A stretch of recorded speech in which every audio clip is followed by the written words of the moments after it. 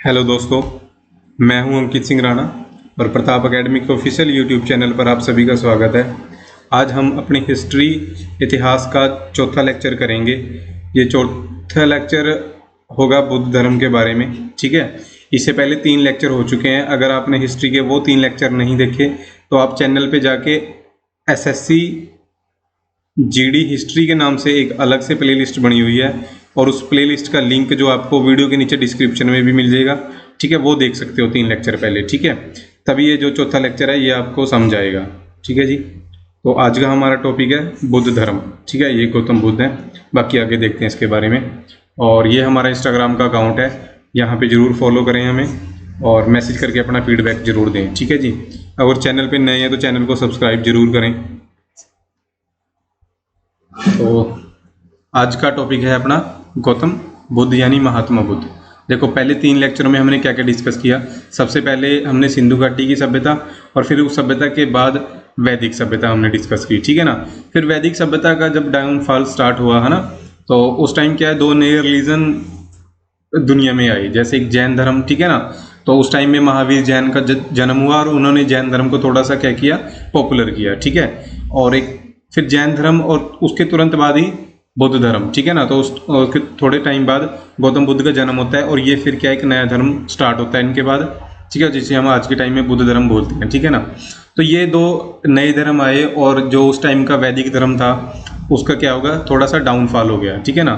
लोगों का जो इंटरेस्ट था वो उसमें थोड़ा सा कम हुआ क्योंकि वो काफ़ी पुराना हो गया था, ठीक है। और जो उसका सिस्टम था, है ना, जो वेद वगैरह थे या यज्ञ वगैरह उस टाइम थे वो थोड़े से कॉम्प्लेक्स हो गए थे, जनता का ध्यान उनसे थोड़ा सा कम हो गया था, ठीक है ना। तो ये 2 जो नए धर्म आए ये थोड़े सिंपल थे, ठीक है ना। तो जनता जी थी जो वो इन धर्म की तरफ ज़्यादा अट्रैक्ट हुई है, ठीक है ना। तो कल जैन धर्म हमने पढ़ लिया, आज हम कौन सा धर्म पढ़ रहे हैं, बुद्ध धर्म, ठीक है जी। और अगर आपको ये वीडियो सीरीज़ अच्छी लग रही है तो प्लीज़ वीडियो को शेयर जरूर किया करो यार, ठीक है ना। तो बुद्ध धर्म का संस्थापक किसे कहा जाता है, तो बुद्ध धर्म का संस्थापक कहा जाता है महात्मा बुद्ध को, ठीक है। ये जो आप देख रहे हो ये महात्मा बुद्ध हैं, ठीक है। इनके बारे में बेसिक से क्वेश्चन ये आप देख लो, इनका जन्म कब हुआ, 563 ईस्वी पूर्व में। स्थान कहाँ पे हुआ, लुम्बिनी, ये कहाँ पे है, ये कपिलवस्तु शहर है नेपाल में, वहाँ पे हुआ। पिता का नाम शुद्धोधन था जो एक शाक्य क्षत्रिय वंश से संबंधित थे, ये वहाँ के राजा थे, ठीक है ना। और माता का नाम था माया देवी या महामाया, ठीक है। बट जो इनकी माता थी वो इनके जन्म के कुछ दिन बाद ही उनकी क्या हो जाती है, मृत्यु हो जाती है। और फिर जो उनकी सौतेली माँ होती है महा प्रजापति गौतमी, वो इनको पाल पोस कर बड़ा करती है, ठीक है ना। तो ये पॉइंट याद रखना है आपने। और कहा जाता है कि महा प्रजापति गौतमी के नाम पर ही इनका जो नाम था वो गौतम पड़ा था, ठीक है ना। ऐसा एक स्टोरी या काफ़ी हिस्टोरियंस हैं जो ऐसा मानते हैं, ठीक है ना। और क्योंकि इनके बचपन का जो नाम था, इनके बचपन का नाम था सिद्धार्थ। गौतम बुद्ध के बचपन का नाम था सिद्धार्थ और जो इनका नाम फिर गौतम पड़ा बाद में वो इनकी माता गौतमी के नाम पे पड़ा, ठीक है ना। और जो इनके पिता थे, पिता कपिलवस्तु के राजा थे, ये भी आपने याद रखना है, ठीक है ना। वंश आपने देख लिया, शाक्य क्षत्रिय वंश था इनका, ठीक है जी। और इनकी शादी 16 वर्ष की आयु में हो जाती है यशोधरा के साथ, ठीक है, ये भी पॉइंट याद रखना है। और इनका एक पुत्र होता है राहुल। तो ये कुछ बेसिक से क्वेश्चन थे, ठीक है। फिर होता क्या है, जो गौतम बुद्ध थे ना, उनका मन बचपन से ही जो राजपाट है ना, ऐसे कामों में लगता नहीं था। तो उनको ये था कि बाहर, उनको महल से बाहर भी जाने नहीं देते थे, ठीक है ना। ऐसा भी माना जाता है कि वो बाहर जाने के लिए बहुत ही इच्छुक रहते थे, पर उनको क्या था, बाहर जाने की मना थी, ठीक है ना। तो फिर क्या होता है, एक दिन गौतम बुद्ध कपिलवस्तु की सैर पे निकलते हैं, ठीक है ना। तो उन्हें 4 दृश्य दिखाई देते हैं। एक बूढ़ा व्यक्ति, एक बीमार व्यक्ति, फिर एक शव और एक सन्यासी, ठीक है ना। तो ये सब देखने के बाद उनके मन में सन्यासी बनने का फैसला आता है कि सन्यासी ठीक है, इनकी लाइफ ठीक होती है और मैं भी सन्यासी ही बनूंगा, ठीक है ना। तो वो क्या करते हैं, वो अपना घर छोड़ देते हैं, ठीक है ना। घर छोड़ देते हैं 29 वर्ष की आयु में। इस घटना को कहा जाता है महाभिनिष्क्रमण, ठीक है जी। कौन सी घटना, गौतम बुद्ध का घर को छोड़ना, ज्ञान की प्राप्ति में इधर उधर घूमना, ठीक है ना। घर छोड़ देना, सन्यासी बन जाना। तो ये जो घटना है, इस घटना को कहा जाता है महाविनिष्क्रमण। ये डायरेक्ट क्वेश्चन पूछा जाता है भाई कि महाविनिष्क्रमण क्या है ना। तो गौतम बुद्ध का घर त्यागना ही महाविनिष्क्रमण है, ठीक है। तो सबसे पहले गौतम बुद्ध को मिलता है अलार कलाम, इन्हें अपना पहला गुरु बनाते हैं, ठीक है ना। और उसके बाद फिर रुद्रकर्मा बुद्ध, ठीक है, ये दो मिलते हैं, इनको ये अपना गुरु बनाते हैं। फिर क्या है, काफ़ी साल ये ज्ञान की प्राप्ति में इधर उधर घूमते हैं, ठीक है ना। फिर फाइनली 35 वर्ष की आयु में बिहार के अंदर एक स्थान है गया, ठीक है ना। तो गया में निरंजना नदी के किनारे पीपल के पेड़ के नीचे, है ना, इन्हें ज्ञान की प्राप्ति होती है, ठीक है ना। तो ज्ञान की प्राप्ति कहाँ पे हुई? बिहार के गया में निरंजना नदी के किनारे पीपल के वृक्ष के नीचे इन्हें ज्ञान की प्राप्ति होती है, और इसके बोला जाता है निर्वाण की प्राप्ति होना, ठीक है ना। ये पॉइंट याद रखना है। जैसे जैन धर्म में हमने देखा था, याद है ना आपको, कल जैन धर्म में ज्ञान की प्राप्ति को क्या बोला जा रहा था? कैवल्य की प्राप्ति। और यहाँ पे बुद्ध धर्म में ज्ञान की प्राप्ति को क्या बोला जा रहा है? निर्वाण की प्राप्ति, ठीक है ना। तो दोनों में कोई कंफ्यूजन नहीं रखनी। और एक आपने ये पॉइंट भी याद रखना है, जो ज्ञान की प्राप्ति हुई थी वो वैशाख महीने की पूर्णिमा के दिन हुई थी, ठीक है ना। जैसे अपने देसी महीने होते हैं ना, वैशाख का महीना, सावन का महीना, चैत का महीना, ऐसे।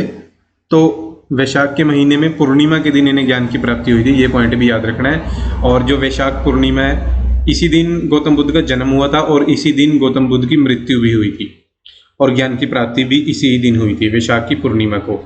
तो इसलिए जो वैशाख पूर्णिमा है, ये बुद्ध धर्म का सबसे बड़ा त्यौहार है, वैशाख पूर्णिमा, क्योंकि इसी दिन ज्ञान की प्राप्ति हुई थी, इसी दिन जन्म और इसी दिन मृत्यु, ठीक है।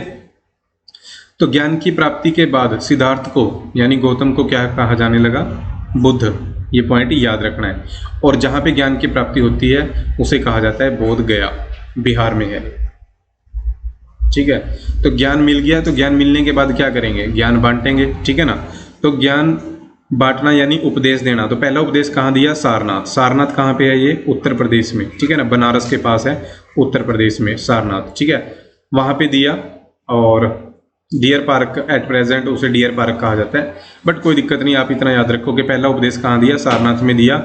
और इस घटना को, ठीक है ना, इस घटना को कहा जाता है धर्म चक्र परिवर्तन, ठीक है। तो एक घटना ये होगी, इससे पहले एक घटना देखी थी हमने, घर त्यागना, है ना। घर त्यागना उसे कहा गया है महाविनिष्क्रमण। घर त्यागना और ज्ञान की प्राप्ति में इधर उधर घूमना, वो क्या है? महाविनिष्क्रमण। फिर निर्वाण की प्राप्ति होगी यानी ज्ञान की प्राप्ति। और फिर ज्ञान को जब बांटा, उन्होंने उपदेश दिया, उस घटना को क्या बोला जा रहा है? धर्म चक्र परिवर्तन, ठीक है। ये आप देख सकते हो, ये निरंजना नदी होगी, ये पीपल का पेड़ है, और उसके नीचे गौतम बुद्ध को ज्ञान की प्राप्ति हुई है, ठीक है ना। और ठीक है, ये जो पेड़ है इसे आज के टाइम में बोधि वृक्ष कहा जाता है, बोधि वृक्ष, ठीक है ना। पीपल के पेड़ को अब क्या बोलते हैं हम? बोधि वृक्ष, ठीक है, या बोधि ट्री। ये आज भी है, ठीक है ना, आज भी ये ट्री है यहाँ पे। तो गौतम बुद्ध ने क्या उपदेश दिए, या महात्मा बुद्ध ने क्या उपदेश दिए? सबसे पहली बात, उन्होंने उस टाइम की जो लोकल भाषा थी पाली, उसमें अपने उपदेश दिए, ठीक है जी। उन्होंने संसारिक दुख है, जितने भी दुख हैं संसार में ना, उन्हें उनके संबंध में 4 आर्य सत्यों का उपदेश दिया, 4 आर्य सत्यों का, ठीक है ना। 4 आर्य सत्य, ये डायरेक्ट क्वेश्चन आता है कि 4 आर्य सत्य या 4 आर्य सत्यों का संबंध किस धर्म से है? बुद्ध धर्म से, ठीक है ना। कहने का मतलब है चार उन्होंने सच बताए हैं, ठीक है ना, 4 सच बताए हैं जो संसार की दुखों का कारण है, ठीक है ना, या उनसे रिलेट कर रहे हैं, जैसे दुख, समुदय, निरोध या मार्ग, ठीक है ना।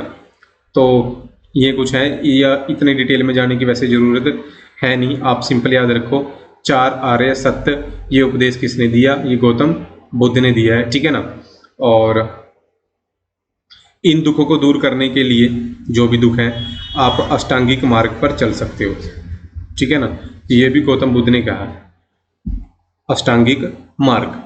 अष्टांगिक मार्ग के ऊपर क्वेश्चन क्या बनता है? अष्टांगिक मार्ग के ऊपर डायरेक्ट क्वेश्चन पूछा जाता है कि अष्टांगिक मार्ग किस धर्म की शिक्षा है? तो अष्टांगिक मार्ग बुद्ध धर्म की शिक्षा है, ठीक है ना। अष्टांगिक मार्ग है क्या? अष्टांगिक मार्ग 8 तरीके बताए गए हैं गौतम बुद्ध के द्वारा, जिन तरीकों को फॉलो करके या 8 रास्ते बताए गए हैं, उन 8 रास्तों पे चल के आप सभी दुखों से दूर हो सकते हो। ठीक है ना, ठीक है जी, ये आपने याद रखना है, ज़्यादा डिटेल में जाने की जरूरत है कोई नहीं, आप सिंपल याद रखो अष्टांगिक मार्ग बौद्ध धर्म से संबंधित है बस। ठीक है ना, और चार आर्य सत्य भी बौद्ध धर्म से संबंधित है। फिर इन्होंने अपना सारा जीवन है जो इधर उधर ज्ञान बांटते हुए, ठीक है, निकाल दिया, और फिर अंत में 80 वर्ष की आयु में 483 ईसा पूर्व, ठीक है ना, सन याद रखना है, डायरेक्ट पूछा जाता है। ठीक है, जन्म कब हुआ था? 563 ईसा पूर्व में। ठीक है ना, और मृत्यु कब हुई है? 483 ईसा पूर्व में। कहाँ पे? उत्तर प्रदेश के कुशीनगर। ठीक है ना, गौतम बुद्ध को महापरिनिर्वाण की प्राप्ति होती है। महापरिनिर्वाण का मतलब है मृत्यु होना। ठीक है ना, या पंजाब में बोलते हैं ज्योति ज्योत समाना, है ना, तो ये याद रखना है आपने। तो ये घटना कौन सी है? महापरिनिर्वाण की घटना। निर्वाण तो इन्हें पहले ही मिल चुका था, जब ज्ञान की प्राप्ति हुई वो निर्वाण था। ठीक है ना, वो निर्वाण था। अब महापरिनिर्वाण मिला है। महापरिनिर्वाण मतलब मृत्यु, मोक्ष मिल गया। ठीक है ना, तो ये घटना भी याद रखनी है। महापरिनिर्वाण का मतलब है गौतम बुद्ध को मोक्ष की प्राप्ति होनी या गौतम बुद्ध की मृत्यु होनी। ठीक है ना, सिंपल।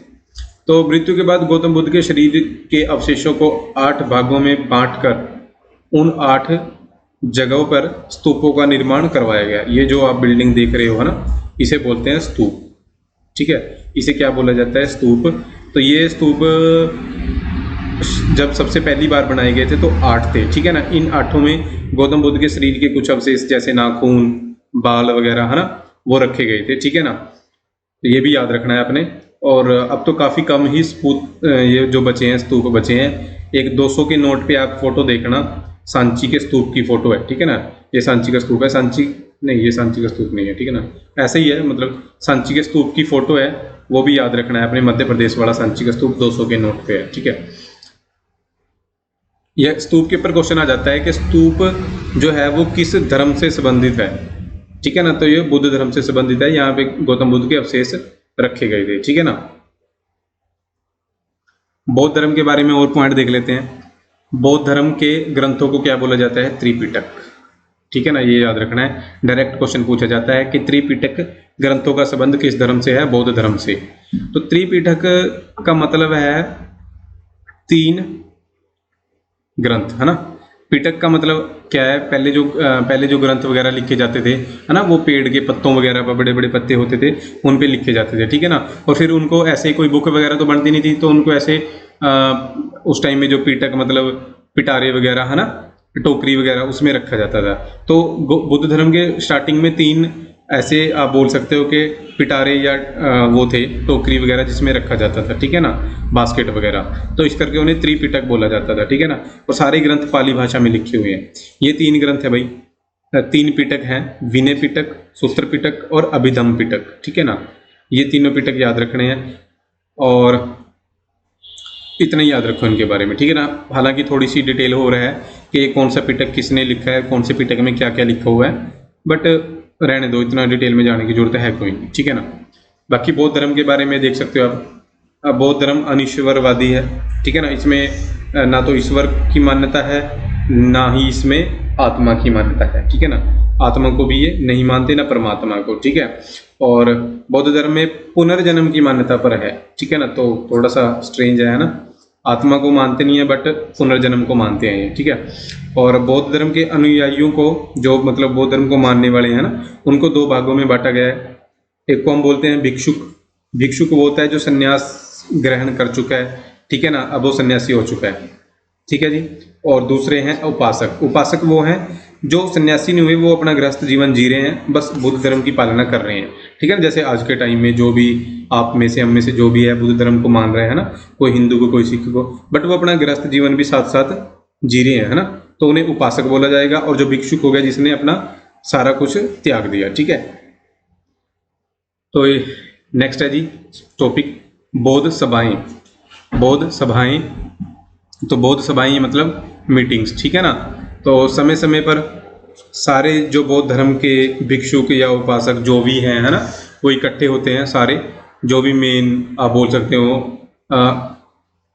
साधु संत हैं, है ना, वो इकट्ठे होकर मीटिंग करते हैं और देखते हैं कि आगे हमने अपने धर्म को कैसे प्रचार करना, प्रसार करना, ऐसे है ना, कुछ चेंज वगैरह करना हो इम्प्रूवमेंट के लिए। तो ऐसे टाइम टाइम से 4 सभा हुई हैं, ठीक है ना।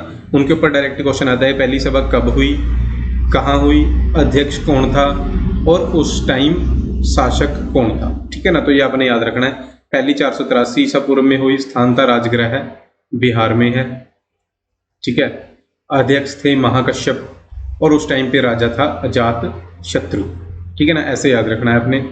दूसरी 100 साल के बाद 383 ईसा पूर्व में हुई, वैशाली, वैशाली भी बिहार में है और उस टाइम अध्यक्ष था सबक कामी और राजा था कालाशोक, ठीक है। तीसरी हुई है 250 ईसा पूर्व में, पाटलिपुत्र बिहार में, जिसे हम आज का पटना बोलते हैं, और उस टाइम अध्यक्ष था मोगलीपुत्र तिश और राजा था सम्राट अशोक मौर्य वंश का। और चौथी हुई है प्रथम शताब्दी में, एग्जैक्ट सन को लेकर थोड़ा सा डिस्प्यूट है, बट ये आप याद रख सकते हो, 72वीं। कुंडलवन कश्मीर में है ये, ठीक है ना, कश्मीर में। और उसका अध्यक्ष था वसुमित्र और उप अध्यक्ष, ठीक है ना, उप अध्यक्ष थे अश्व घोष और राजा था कुषाण वंश का कनिष्क। ये भी आपने याद रखना है, ठीक है ना, स्क्रीनशॉट ले लो आप।